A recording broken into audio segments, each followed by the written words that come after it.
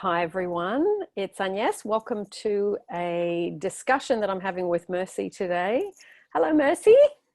Hello, everybody. Hello, Agnes. How are you? Good to see you again. Just tell people where you are in the world. Currently, I'm in Italy, in a city called Prato, a little bit close to Florence. So yeah, Italy. Okay, lovely, So, yeah, lovely. That's where very my hot. ancestry on my very hot, nice. Yeah. Florence is apparently where my ancestry comes from my Italian side of the family, but I've never been there. Yes, I could tell because your surname it ends with an I. So yeah, people who Yeah, come from yeah. Florence, yeah, it's true. The first time Okay. I read your name, I knew you Yeah, were like Italian, and I knew you were like from yeah, Tuscany because the surname is yeah. from there. Yeah, it's exciting to be here. Beautiful hot There you weather. go. Oh, Yep. wonderful, wonderful. I am looking forward to some hot weather in London this week. So it's yeah, it's good to It's all have a little bit more of summer while we can. I know. It's always A little raining bit more. there. Yeah, it's actually no, it's been quite good for since June, but yeah, it's not Australian, it's not Italy. It's Oh yeah. definitely a little bit cooler. No, A I little can bit imagine cooler. that. Yeah. Okay. Now, So we said we would talk about, because you've had such wonderful manifestations, and I know people are always wanting to know more about the behind the scenes of what goes on prior to someone manifesting some amazing things. I think a lot of it is what goes on in your head and yeah. what happens in your emotions and your beliefs and your assumptions and your projections. So let's start with the first thing. In terms of looking back at your manifestations and where you are today, what things do you think you could let people know about that would help them in terms of the mental diet aspect? So like when it comes to all of my manifestations, everything I'm talking about small things, big things, I like to work with discipline. Like discipline is the most important thing. Like when I say like to people you have to be disciplined, they expect, oh my God, it's something it's going to be hard. But like people come into the law of attraction or manifestation or whatever you want to call it, expecting an instant gratification. Let me try to explain that. Like they expect the graph to be like a happy, and then like it goes happy happy all the time. When you have a burger in front of you, when you eat that burger, you get that instant gratification. You're happy the moment you're eating it. So your happiness starts on the top of the graph, like you start in the 10. But after a few days, you're going to feel that the burger was not good for you. Like you eat a burger, you eat ice cream, it's that those are things that give you instant gratification. And then you go down and your happiness is not that high. But then there are things that give you like gratification after a while. So for example, exercising, eating the right diet, or reading the book, or studying. Those are the things that start with a low happiness level, but then once you start reaping and getting the results, the happiness goes up and then it stays up. So law of attraction, you have to approach it not like people, especially with everybody talking about 7 minute manifestation technique, 7 seconds thought technique. People expect, and they come in expecting like instant gratification system, so they start like they want everything to come to them, and once it doesn't come to them like that with an instant, they start going down down down. So you have to approach it like you work and then you get the results. You do the work with discipline by controlling your negative emotions, your negative thoughts, and working on your discipline, and then you get the results. So my approach is always discipline and then happiness. So, Mm. and then loving the process of discipline, not taking it as something, as a work that you have to do, or as a routine that you have to follow, or anything of that sort. So my mental diet is basically all about discipline, but at the same time, I also use motivation, because motivation is good, like I don't make it about motivation, because like people watch, YouTube videos, and then they watch your YouTube videos, they read a book and they're motivated and they start, okay, I'm going to manifest, and they start really fast. But the thing is, some mornings you're motivated, some nights you're not. So it's not always a good idea to approach everything with motivation, but it's also good to have motivation just so it can help your discipline. So I want to manifest something, I use my discipline, and then I motivate myself. I go watch a success story on the thing that I'm trying to manifest. I go read a book so that I can learn the techniques. But everything is like, the base work is discipline. Yeah. So like, for example, when it, like, what discipline means for me is not like, what it means is like being disciplined when it comes to your mental diet, what you think about all day long, what you think, especially when you're in autopilot, when you're doing things that you usually do and you're just an autopilot, what you're thinking about. And another thing that I want to tell people is like, because a lot of people have asked me, they say, oh my God, they find themselves, like thinking about something negative, and they expect, oh my God, I'm going to manifest something. I went to that too. Like, oh my God, I was supposed to know better. I was supposed to be smart. I'm spiritually awakening. What am I doing? Like, thinking negative, I'm going to attract something negative. And then I think about negative, about thinking negative. And then I think about thinking negative, about thinking negative. And then it just becomes a circle of me judging myself for thinking negative. If you find yourself thinking about something negative, it's okay. We're human. Thoughts are always going to be auditioning for your attention. Just let them be there, And I always give this idea of like, in a room that is filled with like darkness, just a little bit of light will light up the room. Just turning on your iPod, your iPhone will just turn on the whole room, even if it's filled with darkness. So in a lot of negativity, if you put the light of positivity on it, it's okay. If you've had the darkness for a while, it's okay. You can come out of it. You don't have to judge yourself. So yeah, I try to be my best friend when I try to talk to myself, especially when it comes to my discipline. I say, you know what, it's okay. Now let's just go back to the road. I come out, let's just go back to the road. Not like, if you continue judging it, then you're just going to go on the round and round and round circle. So yeah, more or less, this is the technique. I agree with you. I think a lot of this the self-love part of the journey is to really stop the self-criticism and the judgment, and say to yourself, I am human and I'm doing better than I was a year ago, and I'm going to do better in a year than I am now if I keep practicing, and that I am good enough. I'm good enough. How I'm doing it is good enough. And yes, I will do the discipline part. I will focus. But yes, in meditation or with affirmations or with any type of technique that you use, the mind often comes in and out. And I can say even after 30 years, it's still like that. Yeah, I know. But it's not a big deal. Because it's always there. Like, there are always going to be thoughts like coming up, like for attention. And what matters is what you focus on. So like, try to be aware as much as possible. But people say, but staying aware all day long is exhausting. Well, if you're being aware and then judging, it's exhausting. Like, you judge your thoughts all day long, it's going to be exhausting. But you're aware, and then you okay, even if it's like, it's not at the thought level, because thought, feeling, and then it's like the emotion is created and you're feeling down. Even at that emotion level, if you feel the emotion, it's not going to be exhausting. If you judge it, it's going to be exhausting, because trying to, like, especially trying to find out how that emotion was created, what you were doing, if you were watching TV, what started that and stuff, it's going to be exhausting. So why is it exhausting? Like, I'm so tired, Marcy, because I'm always focused. I used to be like that too. I was like always in guard, like, am I thinking negative? Okay. And then if I was thinking negative, I would be judging my negative thoughts and stuff. So it's going to be exhausting. But when you find yourself thinking negative, okay, I was thinking that.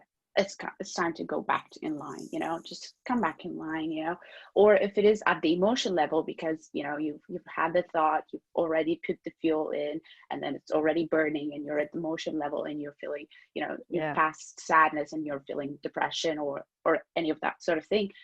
It's good to feel where it feels, because being scared of your emotions is just going to make you go down again. So where do you feel it? Do you feel it here? Is it anger? Do you feel it here? Do you feel it? Don't be scared of it. Like, is it anxiety? What are you feeling? Just let it be, and just feeling it will also let it go. Like, instead of judging it is just going to make it going to be exhausting. You're just going to go down the path. So yeah, my technique would be like, to know where I'm feeling it, just to let it be, observe it, just let it be, not judge it. And then once it passes, and then I start doing the techniques or the work. I don't do techniques when I'm feeling down, because that's a bad idea. It's not about the technique, it's what you're feeling in the inside. Yep. So yeah. I agree. And I think the more you can observe what you feel and say to yourself, yeah, this is part of being human, but you let the emotions pass through, rather than getting stuck in judgment, which is a big handbrake, or, going into over and over and over, like a negative conversation, an angry conversation, an argument, someone said something nasty, someone was a bully, whatever it is, it's that going over something mentally. I think the quicker you can let go and just say, okay, I'm going to look at what I need to change within myself. If that came to me, there's something in me that was the magnet for it. So you work on you, and then you get back into balance. And it's just, Abraham Hicks calls it going into the vortex. Neville calls it changing states. It really, whatever word you want to use, you're basically going from not feeling great to feeling better. And that is something that requires discipline and practice. I agree with you. And it's focus, and it's you get better at that skill over time. Yeah. Especially because, usually when there's judgment, it's always the ego that's right. Like, and the very funny thing about the ego is it can always create an argument, both sides. It could be the good one and the bad one. Especially with let me go back to the example of eating the burger. The ego will convince you to eat it. It would say to you, you've been good this past few days. And when it comes to a specific person, it's like texting the person, or, contacting the person. Or when it comes to the job, it's just like, responding to your boss or any of that sort of thing. The ego will convince you, but you've been good this past few days. You haven't had anything. And then once you ate the burger, it's going to change position, and it's just going to attack you. What were you thinking? Are you seriously thinking? What did you do? So it just changes identity. So it's always going to be, if like you don't even have one, like it's always changing the identity. So you can't even identify it. So why do you give it power? It's better not to give it power, to have this conversation. Yes, there was time where we needed the ego to protect us, because we do need the ego sometimes, not to do silly stuff, not to do dangerous stuff. But when it comes to, things that we don't need it for, just don't give it power. Just it's better to let light shine on things, and just, let it go, and just try to be present, and try to be like in the moment, in the future moment, at the like right now, like just feel the feeling of having it, instead of like trying to fix the outside. Just try to fix the inside, what's you're feeling in there. So it's always better. I mean, yes, sometimes I fall down, and I do the things that I'm not supposed to do, but I see something in the outside, I don't like it, I just change it in the inside. Even when I'm walking by and I see somebody, they would ask me for money, or they would say something nasty to me, I don't say to them, why are you saying something really bad to me? Or I don't look at them as a person who just asked me money.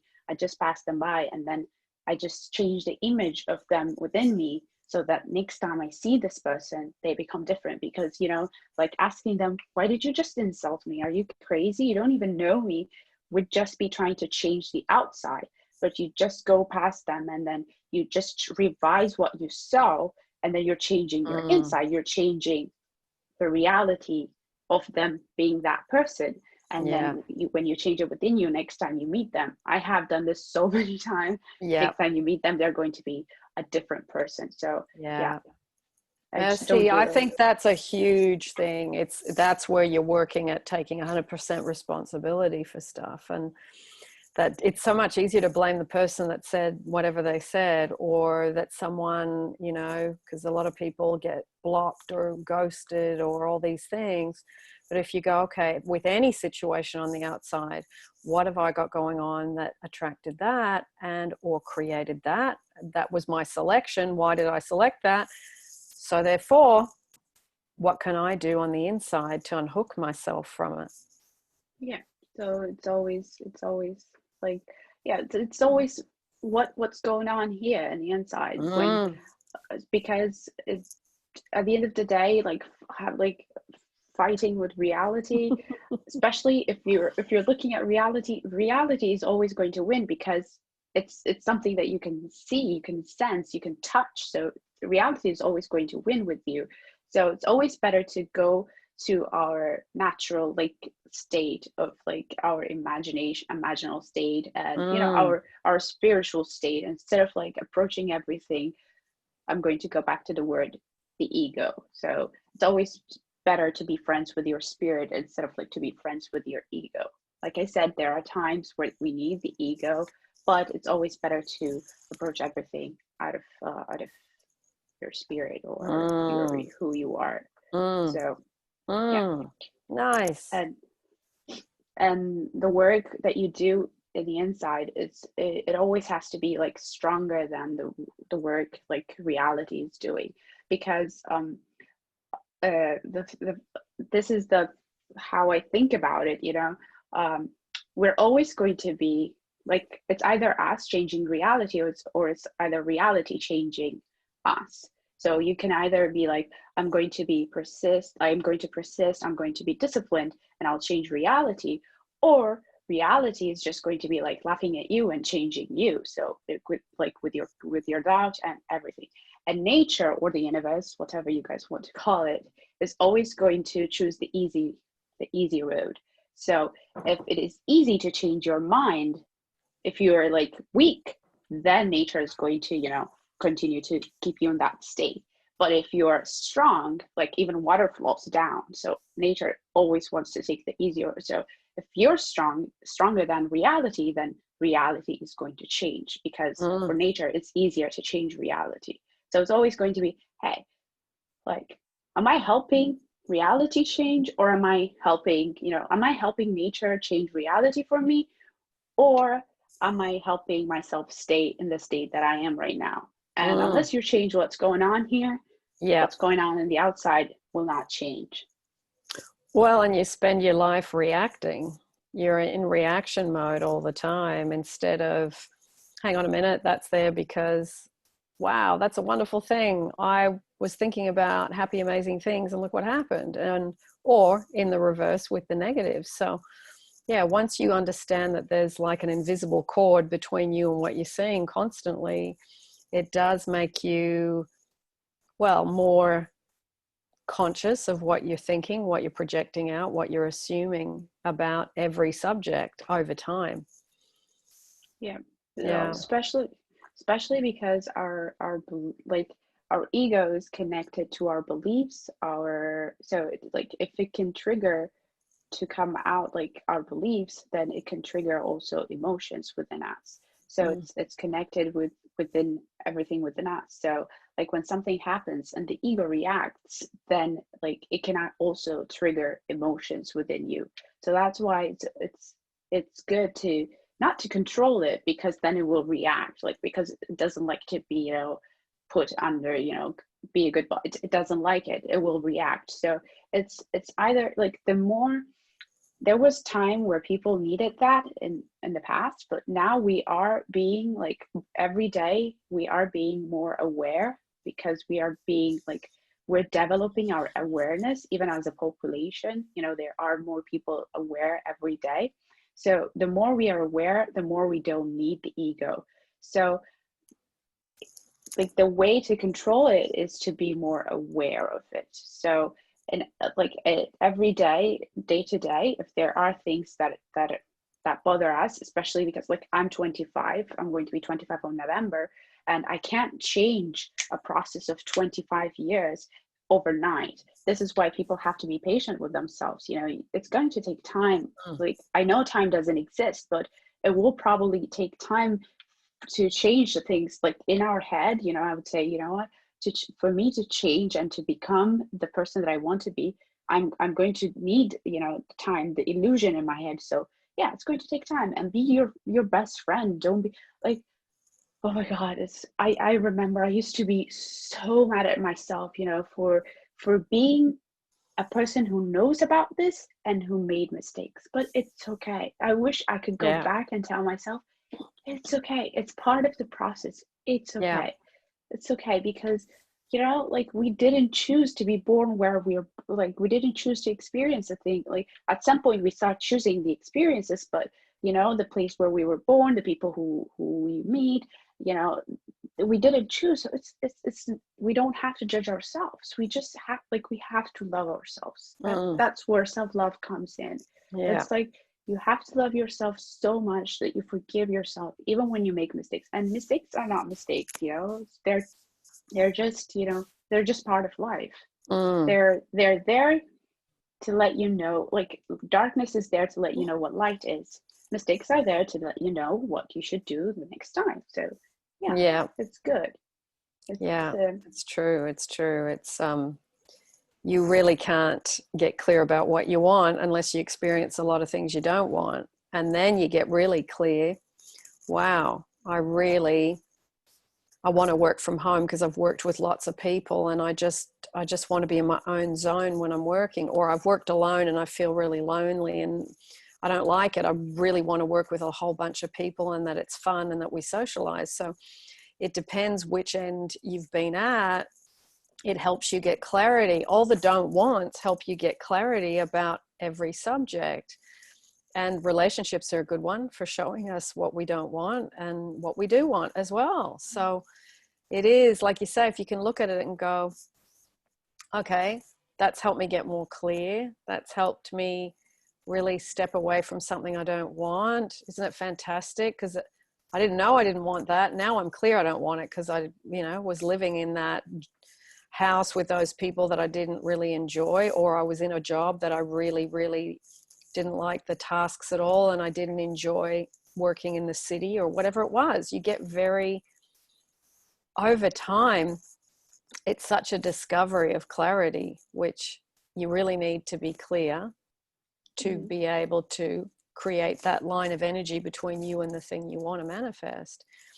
And, you know, I mean, I find I ask a lot of people, okay, what do you really want? And a lot of people say, oh, look, I don't know. So it sounds like an easy thing to be clear, but it isn't always on certain subjects. Like, if you don't know what kind of job you want, but you've only done jobs that you don't like, there's so many different jobs out there. You might not know what job it is that you would enjoy the tasks of, because you don't know what that job's tasks are. So it's, you know, well, these days it's so great because you can get online and research so many things.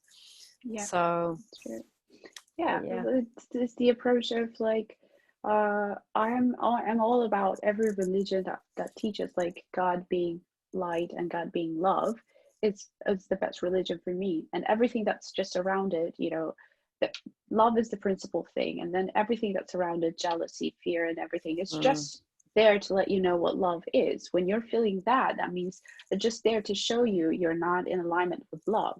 So when you're feeling fear is a good thing, because then it shows you, you know, it's something that you don't want. So to go back to love, when you're with this, I always, you know, every time I want to manifest something, or every time I do something, I always ask myself, am I doing it out of fear, or am I doing it out of love? If I'm doing it out of fear, then I know it's not something that I'm supposed to be doing. So it's good that fear is there. It's good that jealousy is there. That means it's something that I don't want. It's there to show me that it's something that I don't want. Like, for example, I wanted to talk to my specific person, because I'm just going to mention that because everybody is, you know, wants to manifest their specific person, or it could be a job or anything. But, you know, I want to text my specific person, But if I'm doing it out of fear because I'm scared they're not going to contact me, if there is a fear that says, they will not respond to you, I'm not doing it out of love, So I suggest, even when people ask, or I used to ask myself, like I used to read books and stuff, and if an action is inspired, you should do it. And you say, how do I know when an action is inspired? An inspired action is an action that you're doing it out of love, but you're not doing it out of fear. You're doing it because it comes naturally. You don't even have a lot of resistance when you're doing it. So it could be like, so for example, if you say, I'm going to text my specific person just so I know if they can contact me, that is out of fear because you're scared they're not going to contact you and all that sort of thing. But then there are situations where you're inspired to do so, or like the universe will always find a way to get that inspired action for you to do. So especially like just so you know, it's like everything we do, it's always better to approach it out of love. Just everything that's around that is just there to show us what love is. What love is, you just know by the surroundings. So every time something happens to you in life, just say, okay, this happened. So what is the solution? The solution that is based out of love, not out of fear. I have had occasions where I remember, like with my specific person, I did the rubbing out technique, and then I noticed like the opposite of what I was thinking happened. And then I had so many things to do that day. I remember like there was a pile of clothes that I was supposed to fold that day. And, I said, okay, this happened. Like, what would be the right thing to do? Like, if I react to it, if I get jealous, if I continue like stalking to find out what they did that night, if something happened, then I'm doing it out of fear. It's an action based out of fear. So what should be the action out of love? The action out of love is just to let it go for now. Let it happen on its own here. And then for me, the right thing to do for me today, right now, is just to fold the clothes. So I did that. I forgot about that. In fact, that, like not reacting, like especially when you react things out of fear, when you react things out of fear, you just create more of that fear, more of that fear, more of that fear. That's actually how we communicate. Like I remember when I was little, I speak 5 languages. So when I really want something, I would go to my dad and ask him, hey dad, I really want this. In what language should I pray? And he used to tell me, you don't have, like, God speaks every language. You don't have to worry about that. But now I know, now I know, like we communicate with our energy, with our emotions. So like, that's actually why every religion or everybody says to pray out of love, to be grateful, because it is like when you're grateful, when you're happy, when you're praying out of happiness, you have a good emotion. You're doing it out of love. But when you're doing it out of fear and out of not being able to have it, or not being able to afford it, or being scared of like you're going to lose your home, then you're doing it out of fear. So that's not a good approach. It's always better to approach it with love. So every time I want to do something, I always ask myself, am I doing it out of fear, or am I doing it out of love?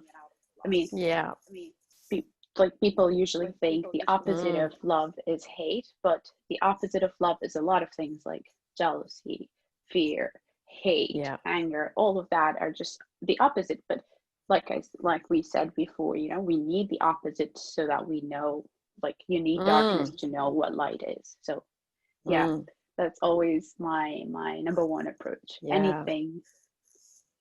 I would say too, Mercy, the rubbing out technique is something that today I would not recommend. And the reason why is because rather than dealing with what's coming up within you, which is, I've got a fear of loss to somebody else. I've got a fear that this person is going to take away the love they were giving me, and they're going to give it to that person. So what that shows about you is that you feel not good enough, you don't feel secure, and you feel second best. So in your head, it's not necessarily happening, but it's bringing up and it's hitting you in those spots. I think rather than spending any time doing rubbing out technique, I would spend a lot more time these days working on I am good enough, and I am loved, and I am loved, and I am secure, because you're being hit in those areas, and you're not really grounded and balanced at that moment. You're letting your mind run away with disaster movies. So you go, okay, this fear is now showing me, like you said, it's either love or fear. Well, that's a big fear being second best and being unloved and unwanted, and it hitting you in the spot of being insecure, and it brings up your anxiety. So you go, okay, I would today, I know I mentioned the rubbing out technique 5 years ago, and at that time I thought that was a great thing. Today, I think it's probably a good stepping stone for people that are new, but for people that are a bit more advanced, I'd skip right over that, and I'd go straight to the heart of what fear is it bringing up in me, and I would deal with that. I think that's much more, well, I think that's time better spent. Yes, like I would definitely say you are definitely right. I usually like talk about, I usually say, I usually when I used the rubbing out technique, I didn't actually use it so that I can actually rub out the person. It was as if, or because I think it was a magical technique that could fix my problem. It was for my brain, like actually to shut up my ego, because the ego is always going to come up with doubt, saying, what about that person, So I kind of used it as a way to say, you know what, just calm down. I did the rubbing out technique. So it was just as an approach, just to redirect myself. It's not because like the it's not the technique that works, it's actually the No. work it does, the work you do that works. It's the you know like she like but he likes her better, no, Mm. I'm the best, I love myself, I'm the best. And then you can say as a backup, but at that time I used to use it as a backup to say, you know what, and by the way, I've worked on that, so it's okay. It's okay. Just focus in the present moment, because sometimes, Yeah. there are things that you can talk your way out of. Like, for example, a lot of beliefs that you can find. You have to approach, like, two approaches that I use to destroy beliefs. One is when I just disprove them. I just find a way to disprove them. Mm. Like, Mm. or the second one is to use affirmations when I'm not Yeah. feeling, low emotions. So, Yeah. like, then there are things that you cannot disprove. Like, we had a really big fight the last time. We had a really big fight the last time. So that one is something you cannot disprove. You can say to yourself, I have scripted about that. I have created my new reality now. So, the saying I have scripted about that is just something that can redirect me from the thought of, being like stuck in that fight. I have Yeah. scripted about that. I have worked on that. So it's like when I say rubbing out, or when I say scripting, or when I say affirmation, it's just so that I can redirect myself and to back to my discipline. So there is something Mm. that I cannot disprove, and that happened, or in the past, especially like when it comes to my revision, I just like something happened, like I revise it, and we are human. It's going to pop up again. The belief is going to pop up in my head again, and I say, you know what? I have revised it. Let's go back. So, Yeah. and something pops up again that could, instead of like going, yes, I have revised it, but does revision work? But what if, this happened though? And so that I don't go in this spiral, I just say, you know what? I have revised it. I have worked on it. I'm in my new reality now. Let's go Mm. back. So the same thing with like, Mm. I have done the rubbing out technique. Let's go back. It's just so that I can give my brain a Mm. peace, like peace. It's not because I Yeah. think it's like it's a magical thing. It's going to magically going to let that person disappear. It's the Yeah. belief that that's going to Yeah. help you manage. So I usually use like Mm. any technique when it comes to law of attraction, affirmation, scripting, revision. All of those techniques are to help you like more with your inner conversation. So Mm. the inner conversation, like to change your inner reality. Any technique in there, like it's supposed to help you with your inner self. And I Mm. really do believe that it's good to work on you instead of like focusing on that person, because what Yeah. you focus on, no matter, like even the, the ladder technique, the ladder experiment, you could say, I'll climb a Mm. ladder, I'll not climb a ladder. It's always going to be that the ladder is going to manifest into your reality, whether you say I will not. Mm. So it's the focus. So if you focus on that third party is going to continue to be in your reality. So don't focus on that third party, focus on yourself, work on yourself, love yourself. That's all, everything that you have to do. Don't focus Mm. on the bully. Don't focus on the third party. Don't focus on not having enough money. Focus, but do everything to redirect yourself into the Mm. line that you want to be at. Yeah.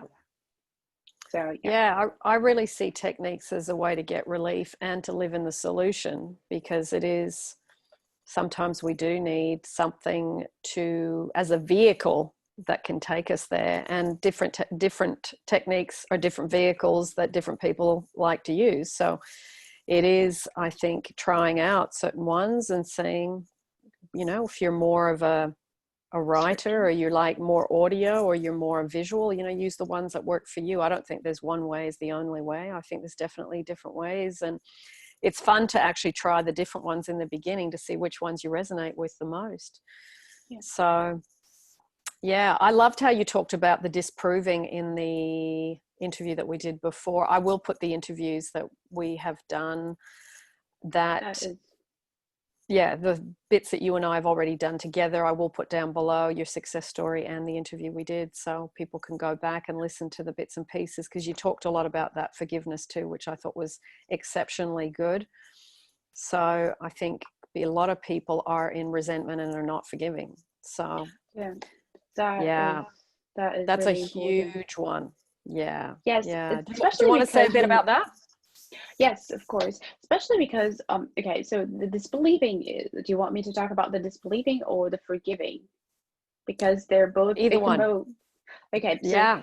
when it comes to when it comes to disbelief, like when it comes to working on your beliefs, I think the best approach is to always, always, always disbelieve your beliefs, especially when you can disbelieve them. Just do that, because the ego trying to, like, or our brain trying to protect us, it's always going to create reasons, like it's always going to have reasons to why you should do something. Mm. So, and to why you should protect yourself from something, because based on its experience, obviously based on your memories. So it's good to create, to put light in the darkness, on the darkness. So like, for example, if I have a belief that says, men don't want to be with older women, you just find a person who is happily married to an older woman. Or if you have a Mm. belief that says, like, just find a way to just to cancel out this really silly beliefs, also because the beliefs that you create when you were little, the silly ones, you think they don't influence you, but they actually do influence you when it comes to your manifestation. So Mm. it's always important to work on this. And when it comes to forgiving is, like, honestly, is the most important thing, because not just, you're not doing it for another person, you're doing it for yourself. Especially because like, I like to think of my reality. I'm the writer, okay? So I give everybody in front of me scripts. So I give you the script. Like, for example, Agnes, I gave you the script of being my coach. And then I gave my brother the script of, being a good person with me. So everybody is just playing a script that I'm giving them.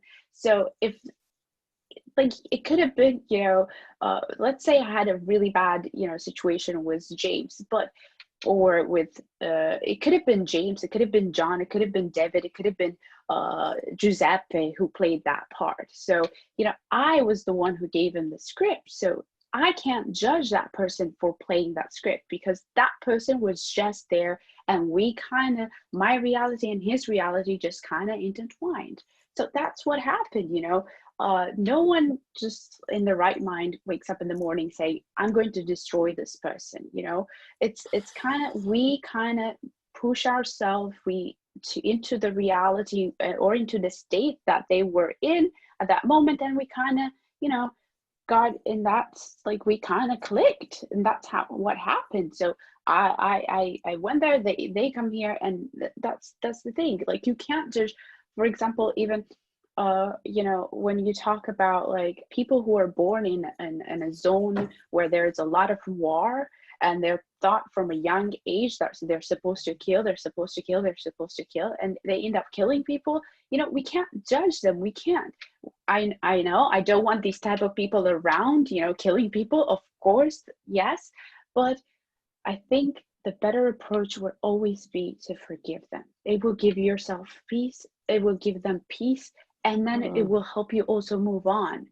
The more you give the more you forgive them, and the more you forgive yourself, for creating that type of reality, for putting yourself in that type of reality, then the more you can go over it, and then you can change your life. So yes, work on your beliefs, and especially work on your forgiveness. Forgive others and forgive yourself for Yes. writing that script, Yes. and Yeah.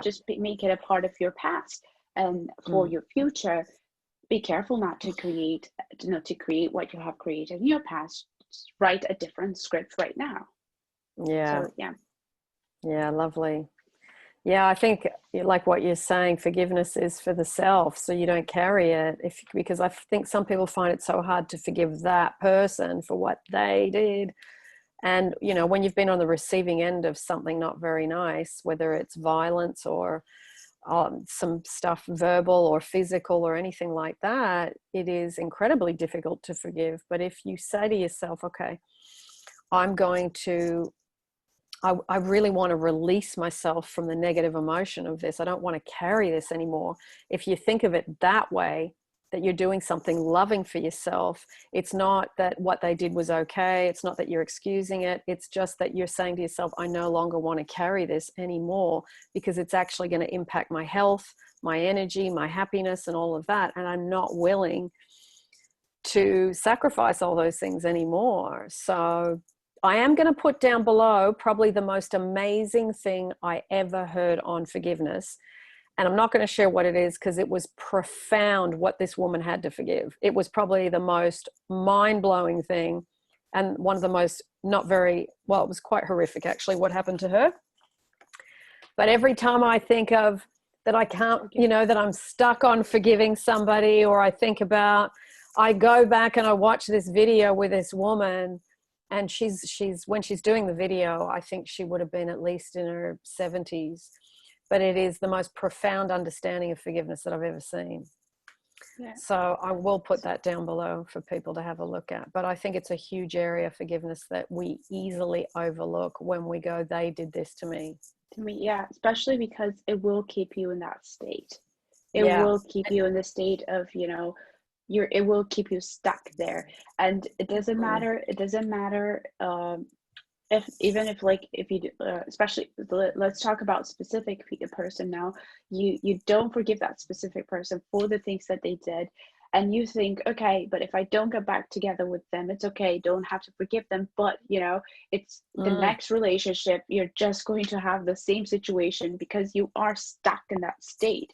So if you haven't forgiven like somebody for, I don't know, let's call it like, if that somebody cheated on you, if you have not forgiven them, if you have not worked on that, like what happened within you to let that happen, if you have not worked in the self-love and all that sort of thing, yes, that person will be gone, but the next person will be the same person with different name and different face.